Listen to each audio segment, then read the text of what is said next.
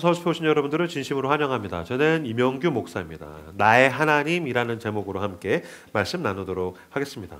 한국인들이 가지고 있는 그 고유하고 독특한 특성이 있습니다. 민족성이라고도 볼 수 있습니다. 뭐냐면은 공동체성입니다. 우리는 자기 자신을 이해할 때 개별적이고 독립적 존재로 이해하기보다는 관계를 중심으로 나를 이해하려고 하고, 공동체, 내가 소속되어 있는 공동체를 중심으로 계속해서 나를 이해하려고 합니다. 이게 우리나라 사람들이 가지고 있는 독특성인 것 같아요. 무엇을 보면 특히 알 수 있냐면은 단어 사용을 보면 더 알 수 있습니다. 한국 사람들 이렇게 말끝마다 다 뭐라고 표현하냐면요, 우리라고 이야기합니다. 우리가 살고 있는 이 나라를 뭐라고 표현하죠? 우리나라라고 이야기합니다. 당연한 거 아닌가요? 미국 사람들은 my country라고 이야기하죠. 그러니까 내 나라. 그다음에 여러분들이 다니고 있는 이 교회를 누군가한테 소개할 때, 오늘도 보니까 이제 새신자라든지 비그리스도인들을 누군가가 초청해서 데리고 온 것 같은데, 올 때 뭐라고 하냐면, 야, 우리 교회 좋아. 야, 우리 교회 가보자. 우리 목사님이야. 뭐 이런 식으로 우리. 또 이제 집. 내가 살고 있는 집을 뭐라고 표현하죠? 우리 집이라고 이야기하죠. 그래서 저는 이제 청소년 사역을 오래 썼었는데, 이제 청소년들이, 남자 고등학생들이 이제 학교 끝나고, 저도 그랬던 것 같아요. 자기가 살고 있는 집에, 자기가 거주하고 있는 집에 친구들을 데리고 갈 때 뭐라고 얘기하냐면, 야, 오늘 우리 집 가자 그래요. 거기가 어떻게 우리 집입니까? 네 아버지 명의로 된 집이죠. 그런데 아무렇지 않게 야, 우리 집에 가자 이제라고 얘기를 하는 거죠.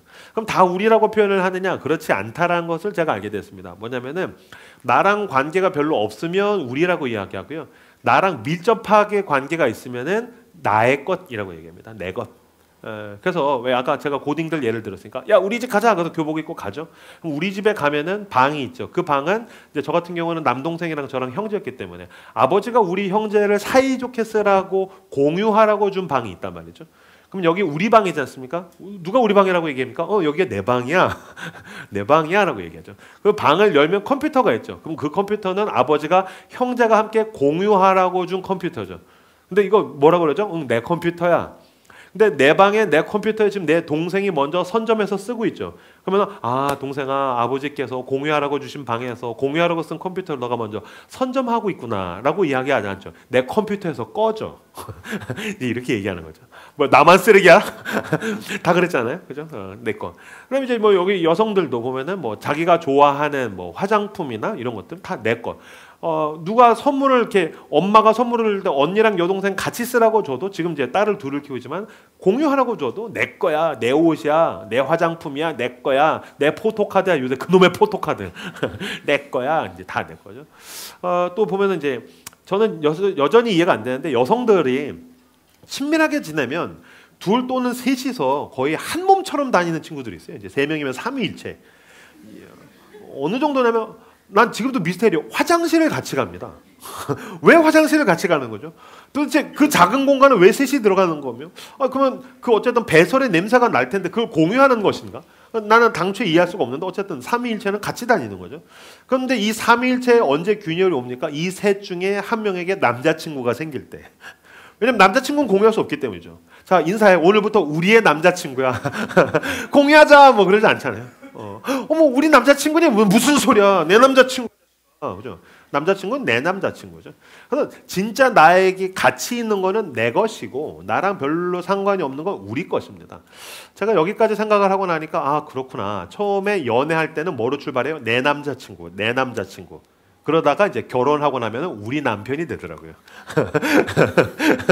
그래서 결혼하면 남편아, 넌 이제 자유다. 넌 이제 공유의 영역에 가라. 이렇게 가는 거죠. 그래서 나의 것에서 우리의 것. 믿음이란 무엇입니까?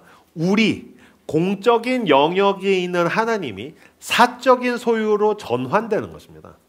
하나님은 공적인 영역에 있단 말이죠. 공적 영역에 있는 하나님이 나의 개별적이고 사적 소유로 전환되는 것을 성경에서는 믿음이라고 이야기합니다. 하나님이 천지를 창조하셨고 예수천국 불신족 모르는 사람이 누가 있겠습니까? 성경은 그것을 가지고 그 사람에게 복음적인 신앙이 있다라고 이야기하지 않습니다. 심지어는 뭐 우리 아버지가 장로님이에요, 우리 엄마님 집사님이에요, 권사님이에요, 우리 아버지 목회자예요. 아니요. 그것으로 성경에서 말하는 복음적인 신앙이 있다라고 이야기할 수 없습니다. 공적 영역에 있던 하나님이 어느 순간인가 그리스도의 십자가 앞에 나아가서 내가 회개하고 그리스도의 십자가를 내가 받아들임으로 말미암아 공적인 영역에 있던 하나님이 나의 하나님이 되는 것입니다. 그래서 우리의 하나님이 아니죠. 나의 하나님이 되는 것. 이것을 믿음이라고 이야기한다고 합니다. 구약 성경에 보면은 굉장히 많이 등장하는 구절이 있는데 뭐냐면은 너희는 내 백성이 되고 나는 너희의 하나님이 되리라. 너희는 내 백성이 되고 나는 너희의 하나님이 되리라. 근데 영어는 훨씬 더 직관적입니다. I will be your God. You will be my people. You will be my people. I will be your God. I will be your God은 얼마나 직관적입니까? 하나님이 얘기하신 겁니다. 난 너네 가족의 하나님으로 만족할 수 없어. 난 너네 교회의 하나님으로 만족할 생각이 없어. 그럼요 하나님. 난 너를 원해. 난 너의 하나님이 되기를 원해. 여러분 그리스도는 우리를 위해서 십자가에서 죽기도 하셨지만 그리스도는 철저하게 나의 죄를 위해서 나의 수치와 나의 아픔과 나의 고통을 뒤집어 쓰시고 나 대신 하나님의 진노를 받으셔서 나를 위해 죽으셨다가 나를 위해 부활하셨습니다. 십자가 앞에 나아가 십자가를 바라보면 예 주님 당신은 이제 나의 하나님입니다. 우리 엄마의 하나님, 아빠의 하나님, 할아버지 하나님 수준이 아니라 하나님 예수 그리스도 당신은 이제 나의 하나님입니다. 이것을 믿음이라고 이야기한다는 겁니다. 그래서 크리스찬이 되면 뭐를 받냐면 세례를 받습니다. 저희 교도 지금 세례를 기다리고 있는 분들이 꽤 계신 걸로 알고 있는데 우선 사과의 말씀을 드리겠습니다. 저는 세례 이렇게 물 해가지고 머리에 붓는 세례가 아니라 침례를 준비하고 있어요. 아주 인간을 그냥 물에 담가버리려고 침례를 준비하다 보니까 이게 조금 길어지고 있어요. 그래서 제대로 세레모니를 해드리려고 하다 보니까 길어진다는 점 우선 죄송하다는 말씀을 드리고 세례는 신학적으로 어떤 의미가 있냐면 나는 영적으로 죽었다라는 것을 의미하고요. 두 번째로는 나는 이제 그리스도 안에서 거듭나서 예수 그리스도와 연합했다. 그래서 세례는요 결혼입니다. 그래서 그리스도인을 남자든 여자든 상관없이 성경에서 뭐라고 표현하냐면 그리스도의 신부라고 이야기합니다. 그리스도의 신부. 나는 예수 그리스도와 연합했다. 나는 그리스도와 결혼했다라는 뜻입니다. 결혼이란 무슨 뜻입니까? 한 사람과 한 사람이 가장 은밀하고 내밀하고 가장 스페셜한 관계로 들어가는 거죠. 어느 정도로? 내가 벌거벗은 몸을 유일하게 볼 수 있는 이성이죠. 내가 상대의 벌거벗은 몸을 유일하게 볼 수 있는 또 이성이죠. 그래서 둘이서 한 몸이 되는 것. 이게 성경에서 말하는 결혼이고 예수를 믿는 것은 그리스도와 연합하는 것입니다. 제가 결혼식 때 그 10계명, 결혼 10계명. 그래서 제가 이런 남편이 되겠습니다. 이거 쭉 읽었었어요. 그래서 쭉 10가지 문항을 쭉 쓰다가 중간에 뭐가 있었냐면 오늘부로 지구의 여자 중에 박찬미만 칼라고 나머지는 흑백입니다. 남사스럽네. 굉장히 로맨틱하지 않습니까? 이게 13년이 지나니까 좀 촌스러워졌어. 근데 그땐 굉장했단 말이지. 근데 이거는 단순히 그냥 제가 멋진 말을 하고 싶어서 그런 게 아니라 나에게 결혼이 뭘까? 그렇죠. 지구의 수십억 여자 중에 오직 제 안에 박찬미만 칼라가 되고 나머지는 흑백인 겁니다. 제 아내보다 키가 크든지 몸이 좋든지 예쁘든지 뭐 상관없습니다. 오직 저에게 있어서는 제 아내만 칼라고 나머지는 다 흑백이 되는 것. 그래서 둘만이 특별한 관계가 되는 게 결혼이라고 한다면 신앙이란 무엇입니까? 내가 좋아하고 내가 추구하는 수많은 가치와 수많은 즐거움과 내가 좋아하는 수많은 것들 가운데서 오직 그리스도만이 칼라가 되는 것입니다. 그리스도 앞에서는 나머지 모든 게 다 빛을 발하고 흑백이 되는 것. 이거를 믿음.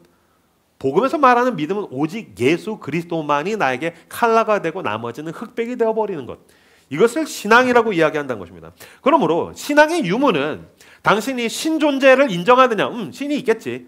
뭐 기독교에서 말하는 신이 있을 수도 있겠어. 그걸로 신앙이 있다라고 얘기할 수 없습니다. 기독교에서 말하는 신앙은 이 분류라고 보시면 됩니다. 하나님이 나의 하나님이냐? 아니면 남의 하나님이냐?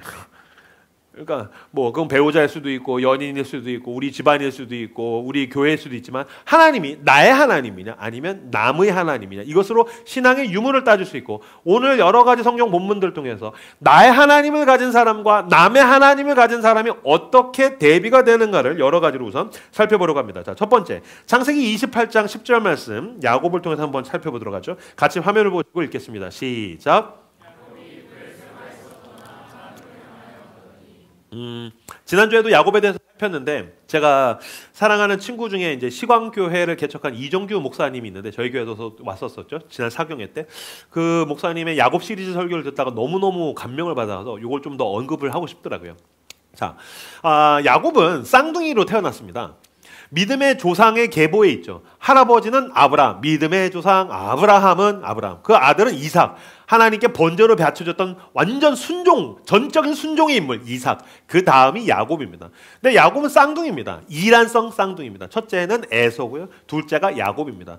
근데 에서는 어떤 사람입니까? 에서란 이름 자체가 온몸이 불다라는 뜻입니다. 그래서 이게 그냥 시뻘겋다는 뜻이 아니라 온몸이 근육이고 털이 많고 붉다, 남성성 최대치, 이렇게 생각하시면 되겠습니다. 그래서 직업이 뭡니까?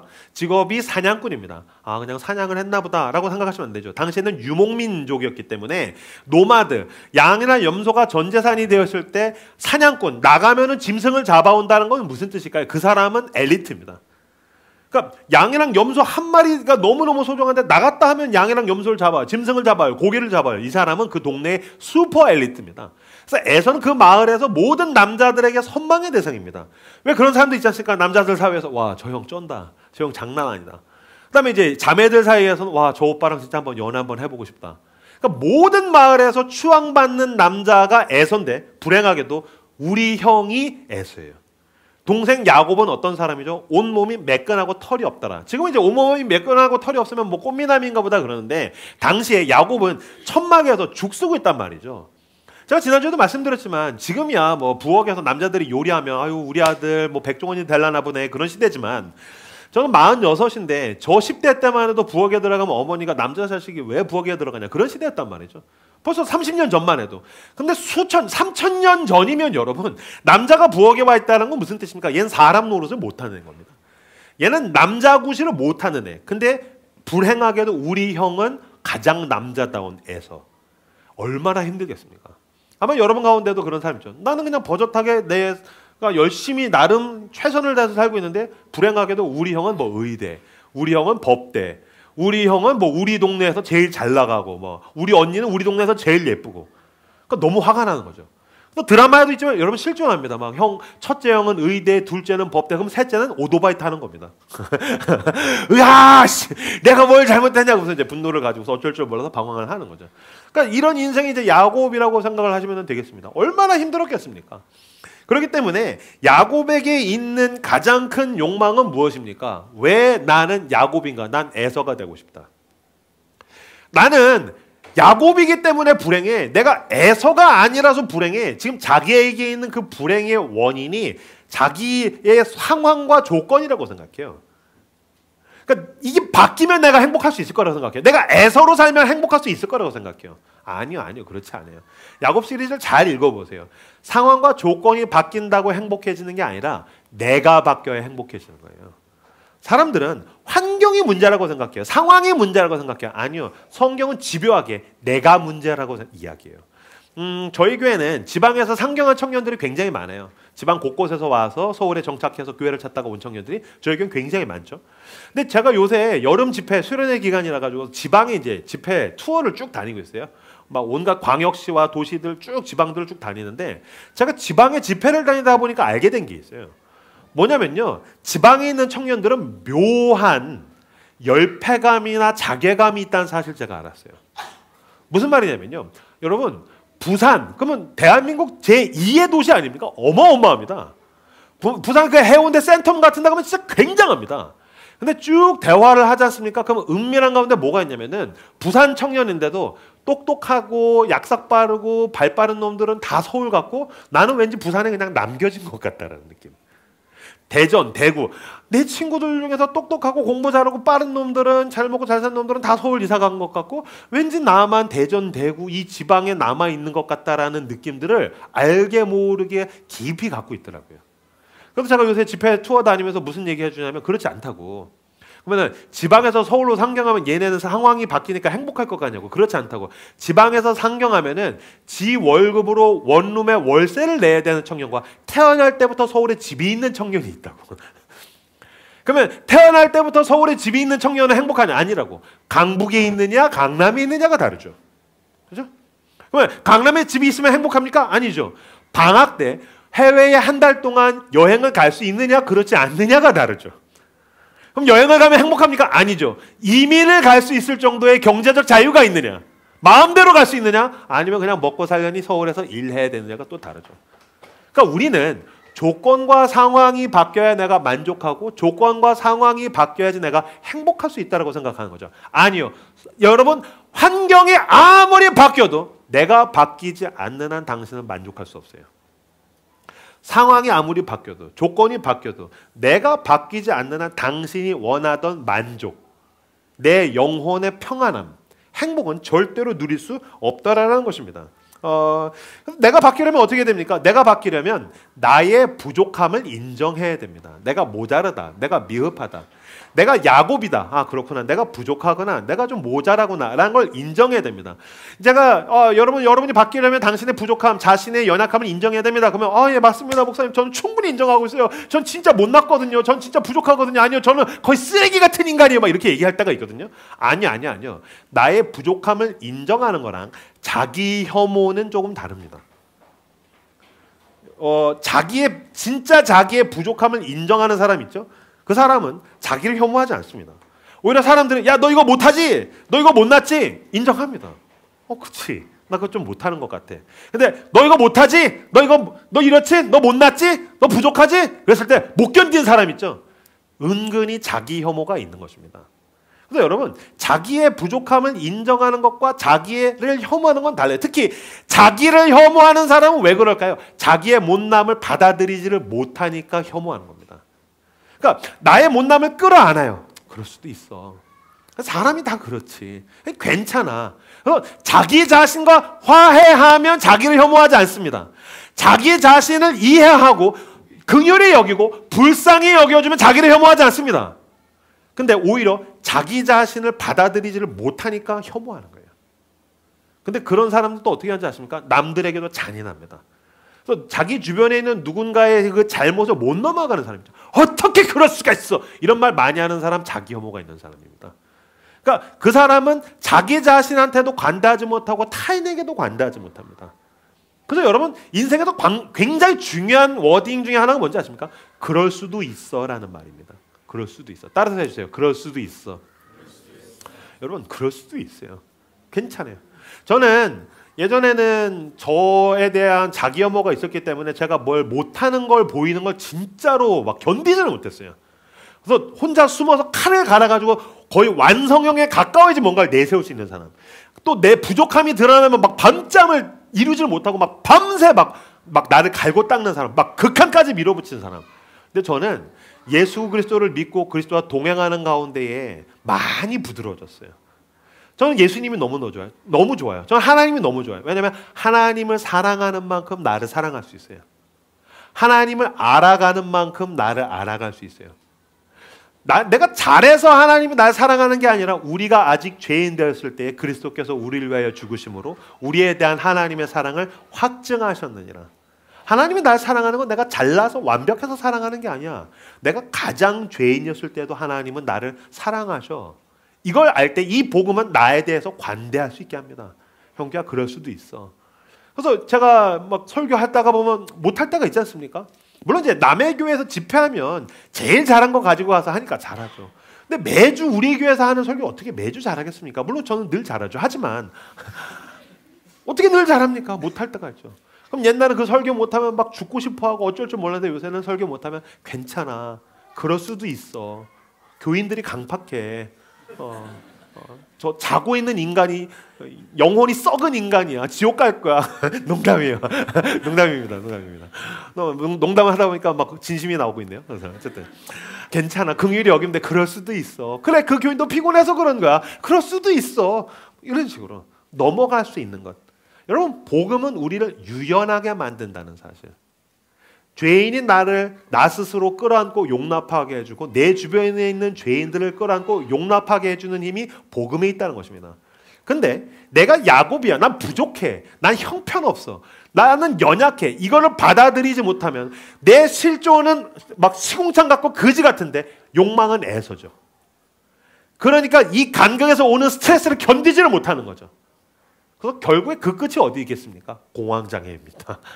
그 끝은 우울증입니다.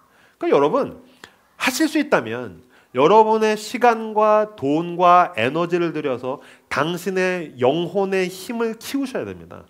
시간을 떼셔서 아무리 바빠도 기도하시고 아무리 바빠도 성경을 읽으시고 아무리 바빠도 교회에서 하는 훈련 받으시고 심지어 당신의 시간과 돈을 투자해서라도 당신은 내면의 내적인 영적인 힘을 키우는 거는 당신이 자기를 혐오하느라 치르는 기회비용에 비하면 적을 것입니다. 무슨 말인지 아시겠어요? 여러분들을 피곤하게 만든 거 있죠. 자기 혐오에 의해서 치르게 되는 기회비용이 너무너무 큽니다. 그게 채워지지 않으니까 계속 가가지고 쇼핑하는 겁니다. 여행을 아무리 해도 그거 채워지지가 않습니다. 그건 내가 뭐 술을 진탕 마신다고 되는 게 아니고요. 계속 나중에는 그게 쌓이면 상담받고 우울증약 먹고 공황장애 오고 결국에는 그 끝은 내가 이 도시에서의 삶을 견디지를 못하게 됩니다. 다 왜 그럴까요? 내가 너절하고 비루한 야곱이라는 것과 화해가 안 돼서 그렇습니다. 그런 가운데 야곱이 브엘세바에서 떠나 하란으로 향하여 가더니 야곱이 에서가 되기 위해서 에서인 척 거짓말해서 에서의 장자의 축복을 받았더니 행복해졌습니까? 아니요. 형 에서가 죽이겠다고 쫓아오니까 브엘세바에서 떠나 하란으로 도망가게 됩니다. 제가 말씀드렸죠. 이거 1000km입니다.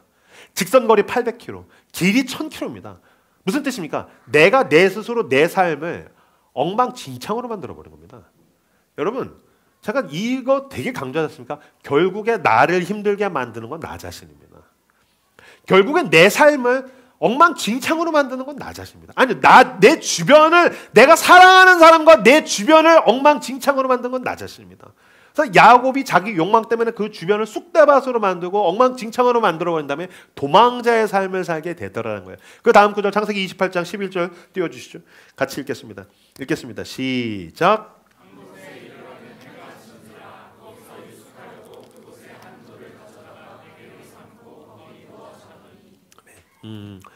도망가다가 한 곳에 이르러는 해가 진지라 거기서 유숙하려고 한 돌을 가져다가 베개로 삼고 거기 누워 자더니 여기서 한 곳에 이르러는 이라는 단어가 히브리어로 바이프가 바마콤이라는 단어인데 이거 한 곳에 이르러는 그러면 어떠한 공간에 그냥 닿게 되었다는 느낌인데 바이프가 바마콤은 무슨 뜻이냐면 우연히 어딘가에 가게 되었다는 뜻입니다. 우연히. 무슨 말일까요? 자기가 욕망에 의해서 모든 걸 엉망진창으로 만들어버린 다음에 닥치게 된 그 결과적인 고통. 왜? 여러분 아시죠? 고통스러운 일을 겪어서 멘탈이 바사삭 부서지면요. 내가 어디서 무슨 짓을 하는지 모르게 됩니다. 이게 즐거움과 쾌락을 추구해서 그 끝에 어딘가에 가게 되든지 아니면 방황과 고통 가운데서 어딘가 자빠지게 되든 지금 내가 방향성이 없습니다. 의지가 없습니다. 그래서 통나무가 물에 흘러가듯이 그냥 어딘가에 우연히 가게 되었다. 이게 바이프가 바마콤. 그러니까 원래 그 지역은 루스라는 지역인데 그냥 멘탈이 바사삭 부서졌으니까 이게 어디지? 제가 이 구절 읽는데 떠올랐던 노래가 있어요. 이게 MZ들은 보니까 모르던데 가수 김현우 씨의 명곡 이별 택시라는 노래가 있습니다. 자, 띄워주시겠어요? 가사가 이렇습니다. 어디로 가야 하죠 아저씨? 우는 손님이 처음인가요? 달리면 어디가 나오죠? 명곡입니다. 어디로 가야 하죠 아저씨? 우는 손님이 처음인가요? 무슨 얘기냐면은 실연을 당했어요. 실연을 당해가지고서 오빠 우리 헤어져. 멘탈이 바사삭 부서지는 거죠. 그래서 어디로 가야 되지? 택시를 탔어요. 손님 어디로 갈까요? 어디로 가야 하죠 아저씨? 그걸 왜 택시기사한테 묻냐고. 미친놈 아닙니까? 택시를 타가지고 택시기사가 어디로 갈까요? 그러니까 어디로 가야 하죠 아저씨? 우는 손님이 처음인가요? 달리면 어디가 나오죠? 제가 택시기사면 너무 무서울 것 같아요. 뭐 공포물이잖아요. 그래서 근데 이게 아마 멘탈이 부서지면 그럴 겁니다. 그렇죠? 여러분 만약에 전세 사기를 당했다고 생각해 보세요. 내가 결혼해서 전세집 들어갔는데 웬 사람이 또 들어와서 야 무슨 소리야 여기 우리 집이야. 어디로 가야 하죠 아저씨? 우는 손님이 처음인가요? 난 어디로 가야 되죠? 그렇죠? 만약에 여러분들에게 직접적인 그런 질병이 오거나 여러분들이 가장 사랑하는 가족에게 암이 왔다라고 한번 생각을 해보세요. 어디로 가야 되지? 내가 이게 뭐 어떻게 되는 거지?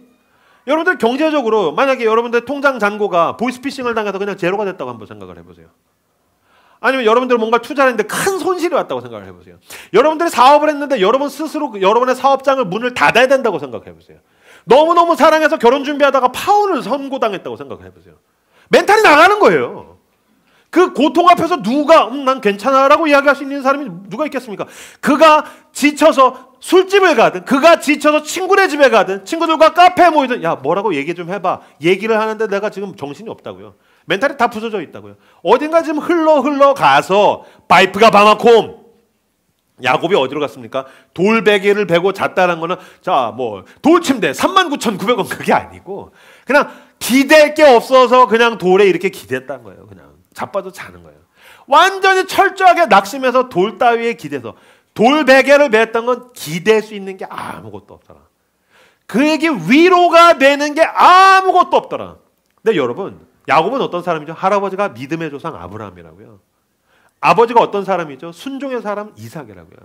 근데 야곱에게 있어서 하나님은 나의 하나님이 아니라 우리 아빠의 하나님, 할아버지의 하나님이에요. 그래서 나중에 그가 꿈을 꿀 때 하나님께서 나타나셔서 네가 어디로 가든지 내가 너와 함께하면 내가 너를 지켜주리라. 잠에서 깬 다음에 과연 하나님이 여기 계시거늘 내가 깨닫지 못하였도다. 탄식한 다음에 하나님이 나의 하나님이 되실 것입니다. 라고 야곱이 처음 고백합니다.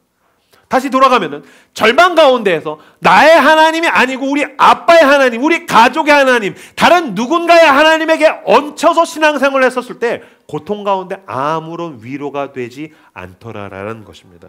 요한복음 5장 40절에서 42절 말씀 같이 화면을 보시고 읽겠습니다. 읽겠습니다. 시작.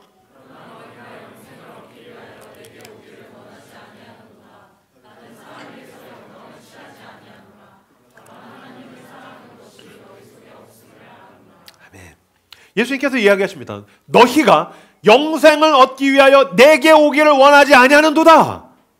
너가 나에게 오기를 원하지 않는구나. 너네는 내가 주는 것만을 원하지. 너는 내가 네 문제와 네 상황을 바꿔주기를 원하지. 너는 내가 너에게 어떤 선물을 주기를 원하지. 너는 나에게서 어떤 능력이 나타나기를 원하지. 근데 너는 나를 원하지 않아. 여러분, 이게 얼마나 배신감이겠습니까? 만약에 제 아내가 저한테 어느 날 저녁에 여보, 당신이 월급 벌어오는 게 너무 좋아. 당신이 유튜브 설교 너무 좋아. 당신이 사역하는 게 너무 좋아. 당신이 사준 선물 너무 좋아. 당신이 집안 청소해주고 설거지해줘서 너무 좋아. 근데 당신이 나한테 가까이 오는 건 좀 싫어. 당신이랑 가까이 있는 건 난 조금 싫어.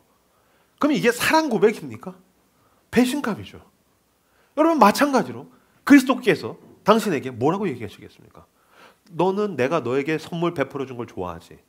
너는 나에게 복 받기를 원하지. 넌 건강하길 원하고 취업이 잘 되길 원하고 넌 연애하고 결혼하길 원하고 너는 서울에서 집을 얻기를 원하고 너가 하고 있는 프로젝트들이 잘 되길 원하고 너는 사람들에게 많은 인정을 받고 사랑받길 원하지. 그러나 너가 영생을 얻기 위하여 내게 오기를 원하지는 않는구나. 넌 나를 원하지는 않는구나. 이건 주님께 얼마나 큰 배신감일 수 있겠습니까? 믿음이란 무엇입니까? 예수 그리스도가 나의 하나님이 되는 것입니다. 그리스도가 나의 것이 되는 것입니다. 믿음은 하나님을 소유하는 것입니다. 많은 사람들이 개별적으로 자기에게 있는 것들, 자기 소유를 원하지 않습니까? 여러분, 혹시 친구가 이렇게 뭘 좋은 일이 생기면 덩달아 물론 공감할 수는 있지만 사실 질투하잖아요. 그래서 그게 내 것이 되기를 원하잖아요. 친구가 여행 갔으면 막, 나 이제 여행 안 해도 좋아. 뭐 그런 분들이 여기 있겠어요? 내가 가야 되는 거잖아요. 친구가 맛집에 갔어. 나 이제 나 안 먹어도 배불러. 누가 그래요? 지가 가서 처먹어야 되는 거지. 그렇잖아요. 근데 왜 신앙은 남의 신앙으로 만족하고 있죠? 왜 그냥 좋은 교회를 다니면 내가 믿음이 좋다라고 생각하죠? 내가 좋은 설교를 들으면 내가 하나님의 말씀을 풍성하게 들었다라고 생각하는 거죠? 아니죠. 내가 일주일 가운데 내가 성경을 읽어야 되는 거죠. 내가 기도해야 되는 거죠. 내가 묵상해야 되는 거죠. 내가 나의 하나님과 동행해야 되는 건데 우리는 계속 옆 사람의 하나님, 집안의 하나님, 좋은 교회의 하나님, 임영규 목사가 간증하는 임영규 목사의 하나님을 자기 하나님인 것처럼 오해하고 살더라는 거예요. 저는 청소년 사역 오래 했었는데 그런 애들 많이 봤어요. 중고등 중에 남자애들 뭐 그런 애들 많아요. 친구가 옆에서 큐티책을 꺼내면 지가 흐뭇해요. 너 큐티 하는구나. 지가 해야죠. 내가 해야죠. 여러분, 우리 교회는 매주 어디선가 청년들이 몰려들고 있습니다. 새로운 성도들이 몰려들고 있습니다. 아니요. 내가 전도해서 내가 복음을 드러내고 내가 누군가에게 그리스도를 소개해서 내가 그 사람을 그리스도께로 끌고 오는 것과 그냥 이 교회 사람들이 몰려드는 건 별개이죠. 물론 우리 교회는 신실하게 기도하고 선교하고 구제하는 사람도 있습니다. 근데 자기의 시간과 돈을 떼어서 선교하는 사람과 그냥 거기에서 그냥 같이 있는 건 별개일 수 있죠.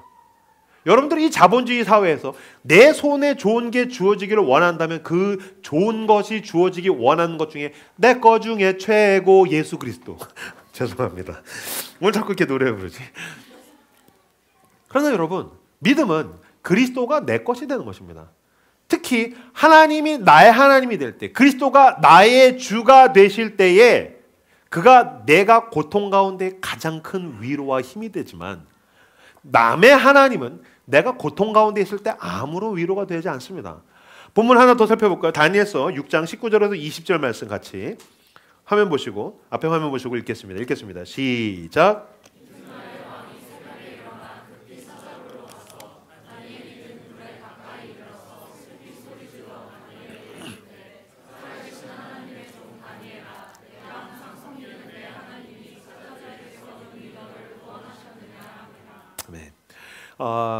다니엘은 유대인인데, 이스라엘 사람인데 남의 나라 바벨론에 끌려가서 포로로 노예로 지내다가 나중에 그 나라의 총리가 됩니다. 근데 왕이 2번 연달아 바뀌었으니까 3왕을 섬겼으면 대단한 사람이에요. 사자굴에 들어가는 다니엘은 여러분 청년 다니엘이 아니고요, 늙은 노정치인 다니엘입니다. 그러니까 수십 년 동안 총리를 해먹은 사람, 완전히 정치의 잔뼈가 굵을 대로 굵은 사람이에요. 근데 총리를 하도 해먹으니까 정치적 적수들이, 야 저 자리 좀 뺏자, 저거 함정을 좀 이렇게 해서 먼지를 좀 털어봐라, 약점이 뭐겠냐, 탈탈 털었더니 나온 게 그의 신앙이었습니다. 오케이, 저 신앙으로 걸고 넘어지자. 그래서 왕에게 가서, 왕이여 당신은 신적인 존재입니다. 당신의 신상을 만들고 모두 거기에 절하게 만들고 다른 신이나 다른 종교에 절하는 사람들은 사자굴에 넣어버리시죠. 왕이 좋아했습니다. 오케이. 그리고서 조서에 도장을 찍고 법령을 선포를 했는데, 문제는 그 왕이 제일 아끼는 총리였던 다니엘이 걸려들었던 거죠. 그래서 법을 만들었으니 어쨌든 다니엘은 사자굴에 들어가게 됩니다. 왕이 밤잠을 설치게 됩니다. 19절, 6장 19절에 보면 이튿날에 왕이 새벽에 일어나 급히 사자굴로 가서, 무슨 말이냐면요, 왕이 밤에 잠을 하나도 못 잤습니다. 그러니까 새벽에 일찍 일어나서 간 게 아니라 밤잠을 못 이뤘습니다. 왜? 내가 제일 아끼는 다니엘의 사자굴에 들어가서 죽는다고 생각하니까 너무너무 슬프고 마음은 아프고 그 상실감 때문에 밤에 잠을 한숨도 못 잡니다. 근데 여러분 이상하지 않아요? 왕이잖아요. 그럼 모든 걸 다 가진 존재잖아요. 그럼 왕이면 이 정도는 그냥 문제를 해결할 수 있는 거 아닐까요? 그럼 모든 조건과 상황을 다 자기가 원하는 대로 지배할 수 있으니까요. 아니요. 고통 가운데에서도 왕은 아파해요. 근데 고통 가운데에서 왕, 모든 걸 다 가졌을지라도 어쩔 수 없는 것들이 있다는 거고, 특히 하나님이 나의 하나님이 아닐 땐 더더군다나 위로가 없다는 걸 오늘 본문을 통해서 알 수 있어요. 20절 보세요. 다니엘이 든 굴에 가까이, 왕이 가까이 이르러서 슬피 소리질러. 그럼 밤새 슬펐을 거예요. 슬피 소리질러 다니엘에게 묻되, 살아계시는 하나님의 종 다니엘아. 여기까지는 뭔가 믿음이 있는 것 같죠. 근데 그 다음 구절 보시죠. 네가 항상 섬기는 내 하나님이 사자들에게서 능히 너를 구하나 하셨느냐. 좀 워딩이 약간 애매합니다. 무슨 말이냐면요, 왕이 다니엘에게, 다니엘아, 살아계신 하나님의 종 다니엘아, 너가 섬기는 너의 하나님이 너를 구원하셨느냐. 왕에게 하나님은 어떤 하나님이죠? 나의 하나님이 아니라 다니엘의 하나님이죠. 너의 하나님입니다. 남의 하나님입니다. 그렇기 때문에 그 다니엘의 하나님, 남의 하나님은 왕의 밤에 그 슬픔과 고통 가운데 아무런 위로가 되지 않은 겁니다. 만약에 이 왕이 하나님의 사람이었었어요. 그러면 다니엘이 사자굴에 들어갈 때 아마 그렇게 얘기했을 겁니다. 다니엘아, 내가 섬기는 나의 하나님이 널 지키실 거다. 내가 섬기는 나의 하나님은 신실하신 분이다. 내가 섬기는 나의 하나님은 나를 지키시는 분이다. 내가 섬기는 나의 하나님은 늘 나와 동행하셨고 늘 나의 기도에 응답하셨다.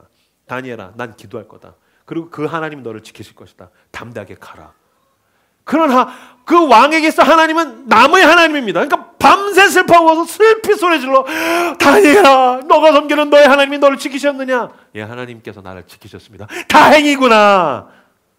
여러분, 하나님이 당신에게 있어서 나의 하나님입니까? 남의 하나님입니까? 당신이 연애와 인간관계와 돈과 질병과 수많은 문제 가운데 나의 하나님을 붙들고 있다면 내가 섬기는 나의 하나님이 나를 지키실 것이지만, 남의 하나님을 붙들고 있다면 야곱이 돌 따위에 의지하듯이 어떠한 위로도 없다라는 것을 여러분들은 느끼게 될 것입니다. 하나님을 소유하십시오. 하나님을 붙드십시오. 그 하나님을 나의 하나님으로 삼고 하나님과 동행하시는 여러분들 다 되시길 주님의 이름으로 축복합니다. 빌립보서 3장 7절에서 8절 말씀 같이 화면을 보시고, 하나님을 소유한다는 것은 무슨 뜻입니까? 믿음은 무엇입니까? 같이 빌립보서 3장 7절에서 8절을 읽겠습니다. 시작.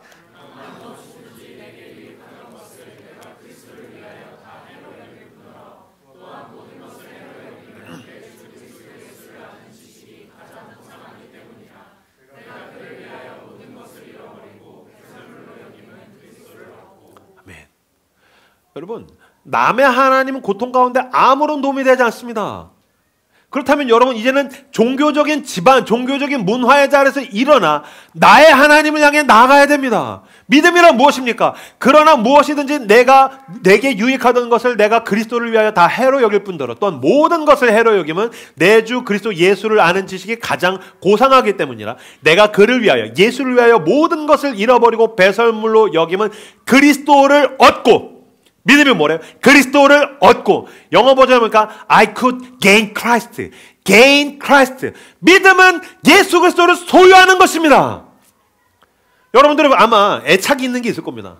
애착이 있는 물건이 있겠죠. 또 애착이 있는 뭐 취미나, 또 어떤 사람들은 운동, 무슨 일 있어도 운동을 해야 되고, 또 어떤 사람들은 드라마, 애착 드라마, 무슨 일 있어도 그 주간에 난 이 드라마를 봐야 되고, 뭐 골프 좋아하는 사람 무조건 골프 쳐야 되고, 낚시 좋아하는 사람 무조건 낚시 가야 되고, 여러분들의 애착을 가지고 있는 그 무언가가 여러분 삶 가운데에, 여러분의 소유와 성취와 여러분의 삶 가운데 분명히 있지 않습니까?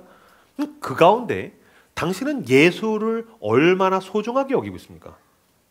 당신은 그 하루 가운데, 그 일주일 가운데 예수 그리스도와의 시간, 예수를 gain Christ, 그리스도를 소유하기 위해서, 그리스도를 빼앗기지 않기 위해서, 그리스도를 놓치지 않기 위해서 당신은 얼마나 투자하고 있습니까? 아니면 그냥 남의 것처럼 내깔리고 있는 겁니까? 그냥 뭐 이러다가 또 괜찮겠지. 하나님 괜찮습니다. 수련회가 있으니까요. 제가 2주 후에 수련회 기다리겠습니다. 수련회 때 다시 나한테 역사해 주세요. 수련회 역사는 뭐합니까? 일주일 만에 다시 다 어딘가에 빼앗기고 상실하고 놓쳐버리고, 괜찮습니다. 일요일이 되면 또 이명규 목사가 나와서 소리 지르면서 잠깐 유치한 개그를 했다가 웃겼다가 말았다면서 소리를 지르고 나면 내가 또 회복될 수 있겠죠. 물론 그것도 귀하지만 당신은 그리스도를 소유하기 위해서 얼마나 대가를 치르고 있습니까? 사랑하는 라이트하우스 성도 여러분, 성경을 읽으셔야 됩니다. 성도 여러분, 기도하셔야 됩니다. 여러분들이 소중하게 여기는 그 물건과 친구와 SNS와 그 유튜브 알고리즘의 절반만큼만 그리스도를 소중하게 여겨도 당신은 늘 충만할 것입니다. 하루 가운데 그 조금의 시간만 떼서 주님, 내가 당신을 놓칠 수 없습니다. 하나님을 소중하게 여긴다면 하나님이 당신에게 놀라운 역사를 나타내실 것입니다. 그런데 당신은 예수를 너무 우습게 여깁니다. 은혜는 값없이 우리에게 베풀어진 것이지만 은혜는 하찮은 것은 절대로 아닙니다. 그리스도를 귀하게 여기십시오. 제가 예전에 청소년 사역했었을 때 저희 교회에 그 약간 바보 캐릭터 같은 남자 녀석이 있었는데, 교회 앞에다 자전거를 세워놨는데 자전거를 도둑 맞았어요. 한국인들은 참 희한해요. 이렇게 핸드폰도 안 훔쳐가고 노트북도 안 훔쳐가는데 자전거를 훔쳐가요. 참 희한한 것 같아요. 그건 예나 지금이나 자전거는 아무거나 나 타도 된다고 생각하나 봐요. 그래서 자전거를 이렇게 훔쳐갔어요. 자전거를 훅 타고 가서 이 녀석이 와도 쌤! 저희 애들은 이제 저한테 쌤이라고 했기 때문에 쌤 어떻게 해요? 큰일 났어요. 그래서 왜? 자전거가 사라졌어요. 보니까 진짜 사라졌어요. 그래서 제가 그랬어요. 야, 이거 안 돼. 이제 못 찾아. 큰일 났어. 끝났어. 얘는 이미 이거 이제 자전거 타고 부산 갔어. 멀리 간 거야. 그냥 주님께서 좋은 데 쓰실라나 보다. 자선사업했다고 생각해. 글렀어. 에헤이, 조졌어. 안 돼. 근데 놀랍게도 이 녀석은 포기하지 않았어요. 이 녀석이 그 아침부터 저녁까지 하루 종일을 동두천 전역을 찾아다니는 거예요. 그 자전거를 찾아서. 그리고 저녁에 와서 막 터덜터덜 올려. 찾았냐? 그래서 못 찾았단 거예요. 그래서 못 찾는다니까. 이미 부산 갔다니까. 지금 저 시간이면 이제 아프리카까지 갔어. 넌 끝난 거야. 저는 이제 그렇게 얘기를 하고 다음날 됐는데 또 다음날 하루 종일 여름방학 때 그 더운 날씨 가운데 하루 종일 찾는 거예요. 놀랍게도 동두천 저 반대쪽에서 쓰러져 있는 자기 자전거를 찾았어요. 전 이 이야기를 잊을 수가 없어요. 내가 그를 위하여 모든 것을 잃어버리고 배설물로 여김은 그리스도를 얻고, 당신이 그리스도를 얻기 위해서, 당신이 놓쳤던 그리스도의 손을 다시 붙들기 위해서, 당신 마음 가운데 소멸되고 있는 영성을 다시 성령의 불로 태우기 위해서 당신은 어떠한 몸부림을 치고 있습니까? 여러분, 대단한 게 필요하지 않습니다. 시간을 떼십시오. 무릎을 꿇으십시오. 성경을 펴십시오. 주님 앞에 기도하십시오. 부르짖으십시오. 너는 내게 부르짖으라. 내가 너에게 응답하겠고 네가 모르는 크고 비밀한 일을 너에게 보이리라. 주님은 반드시 응답하십니다. 그 나의 하나님을 붙들고 힘있게 우리 인생 가운데 닥쳐오는 모든 일들을 향해서 걸어 나아가시는 저 여러분들 다 되시기를 주님의 이름으로 축복합니다. 나의 하나님을 가진 사람들은 위력이 있습니다. 실로 위대한 힘이 있다는 뜻입니다. 그가 어떤 조건과 어떤 상황에 있든지 간에 나의 하나님을 붙들고 그 하나님과 동행하는 사람은 세상에 굴하지 않고 그 어떤 세상의 풍파에 흔들리지 않는 힘이 하나님의 사람에게 있습니다. 아까 우리가 읽었던 사도행전은 사도 바울의 이야기입니다. 저는 사도 바울 너무너무 사랑합니다. 저는 성경에서 가장 사랑하는 사람은 사도 바울입니다. 근데 저도 20대 후반, 30대 초반 때는 젊은 사도 바울이 좋았어요. 막 불굴의 의지를 가지고 선교를 하고 기적을 나타내고 막 바울서신, 제가 사랑하는 로마서를 막 써내려간 그 바울. 근데 이후에 제가 나이를 들면서부터 좋아하는 바울은 사도행전 후반에 나오는 은퇴한 선교사로서의 바울. 겸손한 바울. 이 바울이 너무너무 좋아요. 어쨌든 바울이 선교사로서 은퇴하고 이때 나이는 60입니다. 60 전후예요. 그러니까 노인입니다. 은퇴하고 왔더니 사람들한테 두드려 맞고 체포돼서 재판받습니다. 그래서 손에는 수갑을 차고 발에는 족쇄를 차고 두드려 맞아서 피떡이 돼가지고, 안 그래도 늙은인데 여기저기 얻어 맞아가지고서 배에 타고서 압송되어서 로마로 가는 중입니다. 로마에서 재판받기 위해서. 그럼 여러분, 로마로 가는 그 큰 배에는 어떤 사람들이 타고 있을까요? 우선 로마의 지식인들이 타고 있겠죠. 또 로마의 정치인들, 또 로마의 상인들, 그 다음에 로마 가고 싶어하는 여행객들, 그 다음에 군인들, 그 다음에 간수들, 그 다음에 죄수.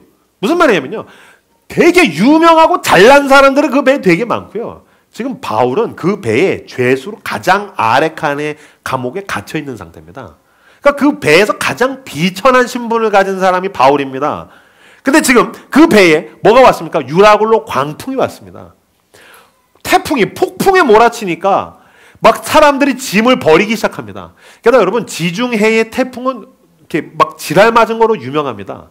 그러니까 이게 모든 배를 다 뒤집어 버리니까 너무너무 공포스러운 거죠. 사람들은 나중에는 야, 이거 차라리 스스로 죽는 게 낫겠다. 공포스러우니까. 그래서 모든 짐을 버리고 막 우왕좌왕하고 공포에 질려 있을 때에 정치인이라는 게 광풍 가운데 도움이 됩니까? 내가 이제 로마에 가서 내가 상인이라서 이 물건들을 팔면 나는 부자가 될 거야. 짐을 다 버렸다니까요. 나는 그리스 로마 철학의 정통한 지식이냐?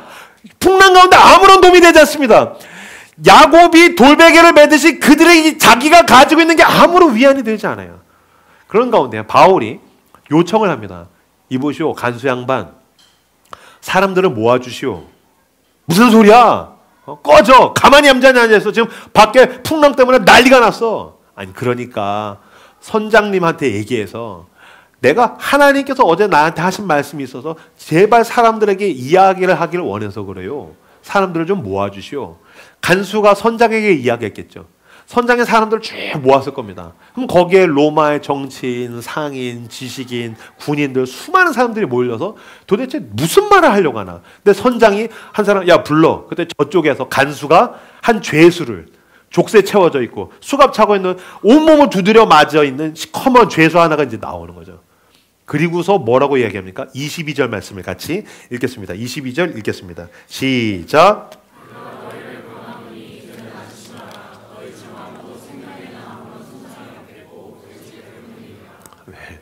여기까지만. 우선 22절. 생각해보세요. 그 바울, 배 지하에 수십 명이 몰려있는데 수갑을 차고 족쇄를 찬 가장 비참한 사람, 조건과 상황이 나를 만족하게 한다고요? 조건과 상황이 나에게 위로가 된다고요? 아니요. 족쇄 차고 수갑 차고서 두드려 맞은 죄수인 바울이 와서 풍랑 가운데 그 어떤 것도 위로가 되지 않는 사람들에게 이야기합니다. 내가 여러분에게 권하노니 여러분 안심하십시오. 죄수가 로마 사람들을, 죄수가 정치인과 상인과 지식인들과 자기를 묶고 있는 간수와 군인들 향해 안심하십시오. 여러분 안 죽습니다. 사람들이 믿었겠어요? 무슨 개소리야. 닥쳐. 당장 감옥에 가둬. 바울이 계속해서 말을 이어갑니다. 제가 읽겠습니다. 내가 속한 바 곧 내가 섬기는 하나님의 사자가 어젯밤에 내 곁에 서서 말하되 바울아 두려워하지 말라. 내가 가이사 앞에 서야겠고 또 하나님께서 너와 함께 항해하는 자를 다 내게 주셨다 하였으니 그러므로 여러분이여 안심하라. 나는 내게 말씀하신 그대로 되리라고 하나님을 믿노라. 아멘. 전 이 구절이 너무 좋아요. 여러분 안심하십시오. 죄수가 자기보다 잘 먹고 잘 살고 더 사회적으로 지위가 높은 사람들에게 위로를 하고 있어요. 무슨 소리야? 풍랑이 왔는데 뭘 안심하라는 거야? 내가 속한 바 하나님의 사자가 말씀하셨습니다. 나는 내게 말씀하신 그대로 되리라고 하나님을 믿습니다. 이게 믿음의 힘입니다. 나의 하나님.